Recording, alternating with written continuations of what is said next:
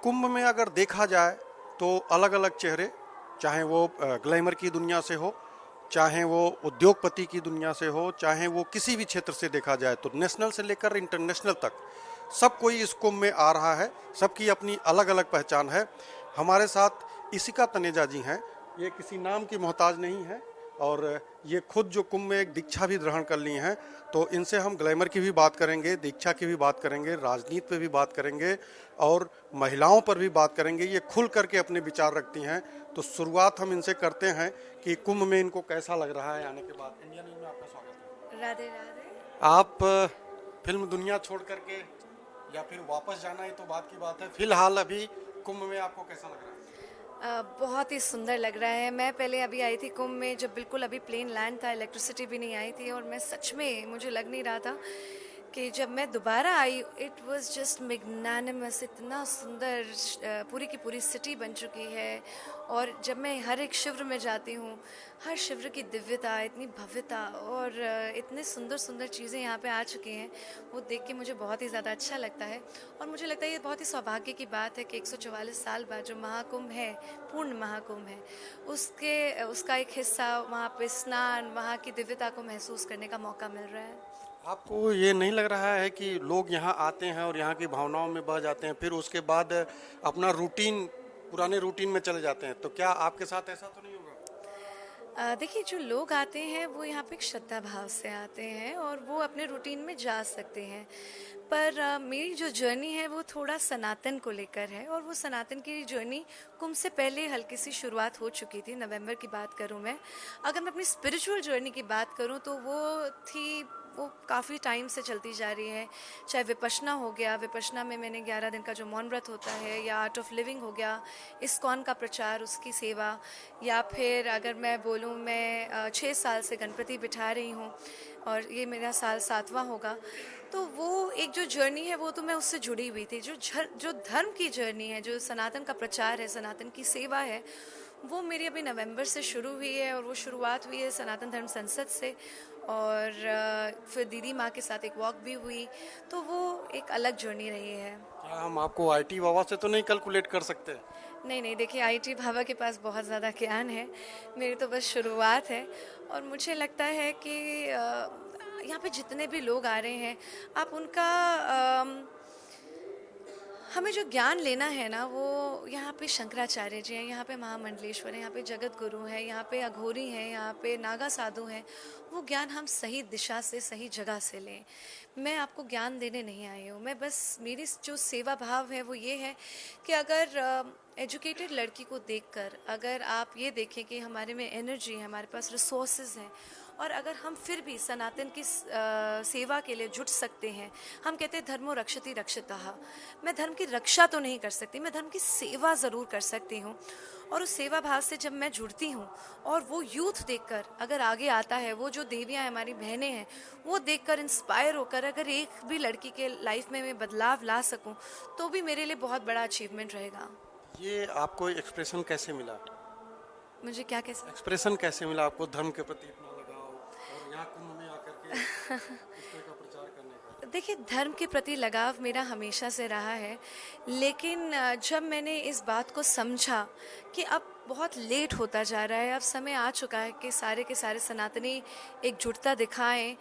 जब हम पॉपुलेशन के अंदर जो डिस्पैरिटी देख रहे हैं, वो एकदम से एक ग्रोथ देख रहे हैं एक दूसरे सेक्ट की, जब हम देखते हैं कि कॉन्स्टिट्यूशनल राइट्स हमारे को नहीं मिल रहे हैं, जब हम देखते हैं कॉन्स्टिट्यूशनल राइट्स में अगर हम बात करते हैं राइट टू एजुकेशन एक्ट, हम बात करते हैं प्लेसेस ऑफ वर्शिप एक्ट, हम बात करते हैं कि जितने भी हमारे मठ मंदिर हैं उसके सारे के सारे पैसे वो सारे के सारे गवर्नमेंट के पास जाते जा रहे हैं, वो हमारे को नहीं मिल रहे हैं।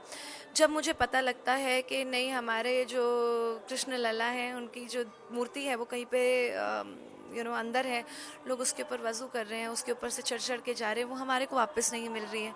तो मुझे जब ये बातों का जब मुझे ज्ञात हुआ तो फिर मुझे लगा कि नहीं, ये मुझे अब जो अपना समय है वो समय मैं उस जगह पे डेडिकेट करूं, रादर देन कि हम अपने ही गोल्स के अंदर लगे रहें, अपना ही प्रचार और अपनी ही चीज़ों के पीछे वो लगे रहें।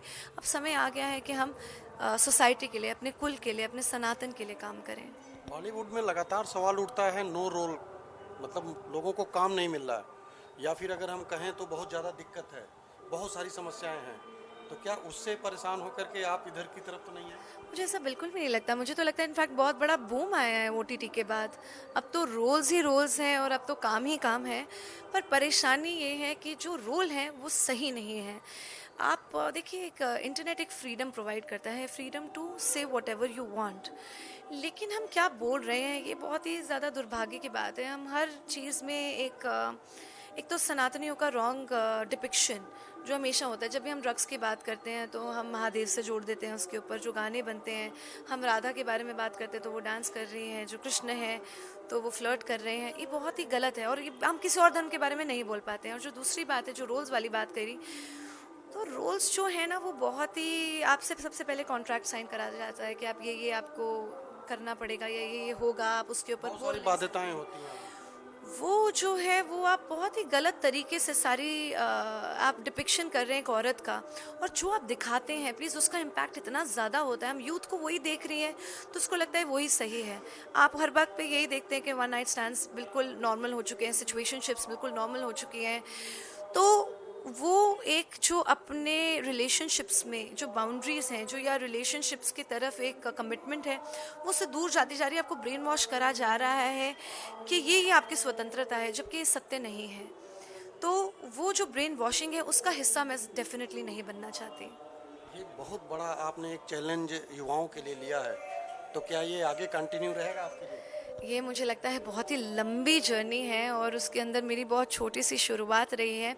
और उसके लिए काम करने के लिए मैंने शिखा श्री लक्ष्मी फाउंडेशन भी बनाई है, स्पेशली विमेन सशक्तिकरण के लिए। क्योंकि मुझे लगता है कि विमेन को हमें एम्पावर करना बहुत ज़्यादा ज़रूरी है। और मैं हमेशा से करती रही हूँ, चाहे वो जब मैंने गिनेस बनाया तब भी मैंने निर्भया को अवार्ड अपना डेडिकेट करा। उसके लिए मुझे राष्ट्रपति का ऑनर भी मिला 100 विमेन अचीवर्स का। तो वो जो जर्नी रही है उसको अब मैं थोड़े बड़े तरीके से उसको आगे लेकर आऊँ और उसके लिए काम करूँ। और मुझे ये भी लगता है कि जैसे योगी जी हैं हमारे, उनके एक हाथ में भाला है और एक हाथ में माला है, वैसे ही हमारी जितनी भी सनातनी जो देवियां हैं, जितनी भी मेरी बहनें हैं, जितनी भी शक्तियां हैं, उनको एक हाथ में सनातन का प्रचार और एक हाथ में तलवार ज़रूर चाहिए। क्योंकि हम चाहते हैं कि वो अपना कर्तव्य भी निभाएं, वो धर्म भी निभाएं, अपनी रक्षा भी करें और आगे जाके सनातन के प्रचार भी करें और सनातन की सत्ता में भी आएँ। क्योंकि मैं तो ये बोलना चाहूँगी कि जितने भी 1 लाख औरतें हैं वो सारे आएँ और सही सही पदों को लें और अपने धर्म का साथ साथ में रक्षा भी करें और सेवा भी करें। बॉलीवुड के युवाओं को आप क्या संदेश देना चाहती हैं? बॉलीवुड से युवा जो हैं, जो फिल्म की दुनिया में इस ग्लैमर को बहुत पहचानते हैं, बहुत जानते हैं, लेकिन उनका एक लगाव जो आपसे है वो अब आध्यात्म की तरफ आपका जाना, तो उनके लिए क्या एक्सप्रेशन रहेगा?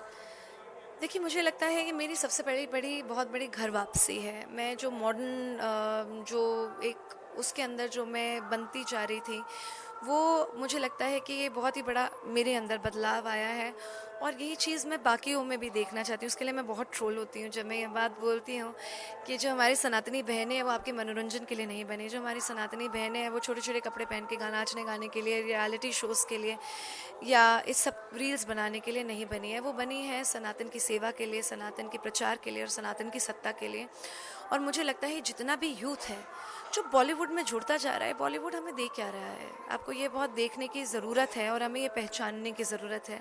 अगर हम कश्मीर फाइल्स जैसी फिल्मों के बारे में बात करें जो आपको रियलिटी से अवगत कराता है, वो आप ज़रूर देखिए। लेकिन आप रील्स के अंदर आप इतने ज़्यादा मग्न होते जा रहे हैं जो एक्चुअली में आपको पावर देगा। और ये पावर, मैं रियल पावर की बात कर रही हूँ। जब आपको पावरफुल फील होता है कि आपके पास थोड़े से लाइक्स और शेयर्स आ जाते हैं तो आपको लगता है मैं पावरफुल होती जा रही हूँ। वो पावर सत्य पावर नहीं है, वो पावर है बदलाव की पावर।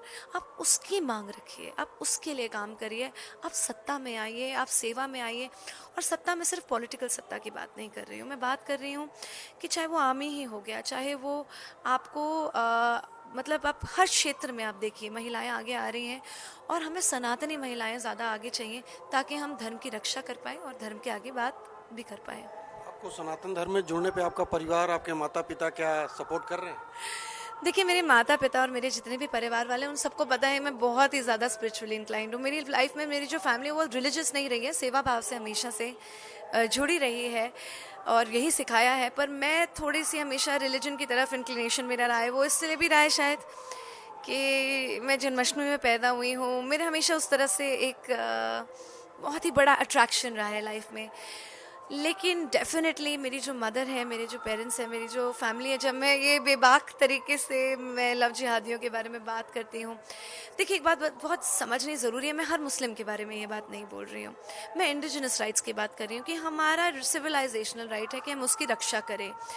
और ये हमारी सिविलाइजेशन लुप्त हो जाएगी अगर हम उसकी रक्षा नहीं कर पाएंगे। और ये हम हर, जैसे ट्राइबल राइट्स होते हैं वैसे सिविलाइजेशनल राइट्स सनातनियों को भी मिलते हैं।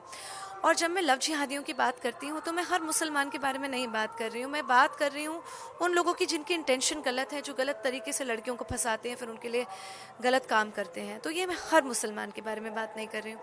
पर जब मैं ये बातें करती हूँ तो डेफिनेटली पेरेंट्स को, जो आपके वेल विशर्स हैं, उनको डर लगता है। पर मुझे ये लगता है कि ये जो सरकार है, हमारे को जो अभी अपॉर्चुनिटी मिल रही है कि हम आगे आके बात कर पाएँ, हम इस बारे में सेफ फील करते हैं, ये सिर्फ इस सरकार में फील कर पा रहे हैं या आगे की सरकारों में भी फील करें। इसके लिए हम एकता दिखाएं, हम वो वोटिंग में भी दिखाएं और वो अपनी मांगों में भी दिखाएं। जब तक सनातनी अपनी राइट्स के बारे में बात नहीं करेंगे, अपने राइट्स को डिमांड नहीं करेंगे, तब तक पॉलिटिशियन भी आपको भटकाते रहेंगे, गलत गलत चीज़ें आपको देते रहेंगे, आपका धर्म परिवर्तन बाकी रिलीजन आके करते रहेंगे। ये हमारा कर्तव्य है, हमारा ड्यूटी है। आप बेबाक बोल के लिए जानी जाती हैं, तो बेबाक बोल आपका कहीं आपको बाध्यता तो नहीं बन क्या, क्योंकि रोल मॉडल के तौर पे आपको जो देखा जा रहा है, युवाओं के बीच में रोल मॉडल के तौर पे जो आपको देखा जा रहा है, जो आप एक बेबाक बोल बोल रही हैं, तो ये कहीं आगे आपको दिक्कत या फिर बाधा? डेफिनेटली देखिए, सत्य का पथ कभी भी आसान नहीं होता, संघर्षों से भरा हुआ होता है। और ये हमारा इट्स टेकन, पर तभी तो हम सनातन की सेवा कर सकते हैं। अगर सब कुछ ही बहुत ही ज़्यादा कंफर्ट में मिल जाए, सभी ज़्यादा, अगर ये इतना कंफर्टेबल रास्ता होता तो फिर सब कोई जुड़ पाता। पर ये सेवा भाव इसलिए है कि भाई जब तक मैं आगे आके नहीं बोलूँगी तब तक मैं और लोगों से ये अपेक्षा नहीं रख सकती कि वो भी आगे आके बोले। और मुझे लगता है शायद मेरे बोलने से अगर किसी के अंदर ये निर्भयता आएगी कि भाई हम भी ये बात कर सकते हैं और हम भी आगे आ सकते हैं, तो मैं उन सबका स्वागत करूँगी। लोग बड़े यहाँ पे ना, मैंने ये भी देखा कि बहुत लोग जज करते हैं जब लोग रील्स बनाना शुरू करते हैं सनातन के बारे में। यहाँ पे इतने सारे इन्फ्लुएंसर्स हैं जो बात कर रहे हैं सनातन के बारे में, मुझे लग रहा है आप उनको जज क्यों कर रहे हैं? वो एटलीस्ट कुछ तो सुंदर बात कर रहे हैं, अपने लेवल पे कर रहे हैं, जितना भी कर रहे हैं बहुत सुंदर तरीके से कर रहे हैं, रिस्पॉन्सिबिलिटी के साथ करिए। पर आप जितना बात कर सकते हैं आप ज़रूर करिए। क्या भविष्य में हम इसका को कथावाचक के रूप में देखेंगे कि फिर हम ग्लैमर की दुनिया में वापसी करते हैं? ना मैं कथावाचक बन सकती हूँ, ना मैं ग्लैमर की दुनिया में जाना चाहती हूँ। मैं ऑनेस्टली सिर्फ सेवा भाव से जुड़ी हूँ और मुझे लगता है मैं अभी बहुत ही छोटी हूँ, अभी तो मेरी शुरुआत है और मेरे को अभी बहुत कुछ सीखना है। जर्नी बहुत ही लंबी है और उसके अंदर अभी मुझे बहुत कुछ सीखना है और बहुत कुछ आगे इसके लिए काम करना है। तो डेफिनेटली विद एन एनजीओ मैं आगे ज़रूर बढ़ती हुई नज़र आऊँगी, लेकिन ना मुझे सत्ता का मोक्ष है, ना मुझे कथा का क्या बोलते हैं, कथा की मेरे में उतना ज्ञान है। मुझे अभी बहुत ज़्यादा सीखना है। ज्ञान तो बहुत है आपके अंदर, आप अपने आप को दिखा रही हैं कि मैं श्रद्धा भाव से जो है बहुत कम जानती हूँ, लेकिन मैंने बहुत इंटरव्यूज़ भी आपके देखे, बहुत आपके प्रचार भी देखे, लेकिन ग्लैमर के आने के बाद बहुत ज़्यादा खुलापन आप जो महसूस कर रही हैं आध्यात्म में, तो किसी महिला महामंडलेश्वर को रोल मॉडल आप मानती हैं? किसी महिला मंडलेश्वर को मैं रोल मॉडल मानती हूँ। मुझे लगता है मेरे लिए सबसे बड़े रोल मॉडल तो मेरे शंकराचार्य, जो मेरे गुरु जी हैं, सदानंद सरस्वती महाराज जी, वही मेरे रोल मॉडल रहेंगे। लेकिन देखिए, सीखने की अगर हम बात करें तो हम सबसे सीख सकते हैं और ये सीखने का जो संदेश है यही सनातन हमें सिखाता है। हम जब बात करते हैं नागा साधुओं की, तो जब ये देखिए, मैं हमेशा ये बोलती हूँ कि जब हम बाहर जाते हैं ना, हम जाते हैं, हम लोलापलूज़ा जाते हैं, हम टुमारो लैंड जाते हैं, हम डिज्नी लैंड जाते हैं, हम बाहर के देशों में एक्सपीरियंसेस लेने जो जाते हैं, हम अपनी झोली भर के लेके जाते हैं, इतने ज़्यादा पैसे लेके जाते हैं और फिर जब वापस आते हैं हम झोली खाली करके आते हैं और हम इतने डिटोरिएटेड फील कर रहे होते हैं, हम इतने एग्जॉस्टेड फील कर रहे होते हैं। और यहाँ पे वही चीज़ उल्टी है यहाँ पे आप अपनी झोली खाली लेकर आते हैं। आप देखते हैं यहाँ पे जो लोग हैं बस सेवा भाव से आ रहे हैं, धर्म भाव से आ रहे हैं, भक्ति भाव से आ रहे हैं, खाली झोलियाँ लेकर आ रहे हैं और झोली भर भर के लेकर जा रहे हैं। आप जब सीखते हैं, उनको ये नहीं पता कि हमने कहाँ रहना है, क्या खाना है, क्या पीना है, और सब यहाँ पे पढ़ते जा रहे हैं, सब सीखते जा रहे हैं, सब अपने आप को शुद्ध भी करते जा रहे हैं, एनर्जी भी लेते जा रहे हैं। हम देखते हैं साइबेरियन बर्ड्स हैं, टोटोइज हैं, उनको पता है पर हमें ये नहीं दिखाई दे रहा है। और जब हम ये एक्सपीरियंस करते हैं कि नागा साधु निर्वस्त्र, वो उनको ठंड नहीं फील हो रही है, हम यहाँ पे शॉल ओढ़ रहे हैं, हम यहाँ पे ये सब कर रहे हैं, तो वो बहुत ही सुंदर जो हम एक्सपीरियंसेस लेके जाते हैं, हमारे लिए यहाँ पे लाखों करोड़ों रोल मॉडल्स हैं, और वो रोल मॉडल्स को ही देखने और उन्हीं को एक्सपीरियंस करने आई हूँ मैं। आखिरी सवाल आपसे है, कुंभ में कब तक रहेंगे, उसके बाद ठिकाना आपका क्या होगा? मैं यहाँ पे शिवरात्रि तक हूँ, और उसके बाद ठिकाना जहाँ जहाँ धर्म का रास्ता मुझे लेकर चला जाएगा वहाँ वहाँ मैं जाती रहूँगी। मुंबई सही होगा कि हरिद्वार सही होगा? नहीं, मैं मुंबई छोड़ रही हूँ अब, और हरिद्वार, ऋषिकेश, हर जगह पे देखिए हमें एक्चुअली में जाने की ज़रूरत है, हर छोटे छोटे गाँव में, और हर लोगों को जागरूक करने की ज़रूरत है। मेरे ठिकाने का कोई एक्चुअली महत्वता है नहीं, महत्वता ये है कि मैं काम क्या करूँ, किस जगह से करूँ, कितने लोगों को अपने साथ जोड़ सकूँ।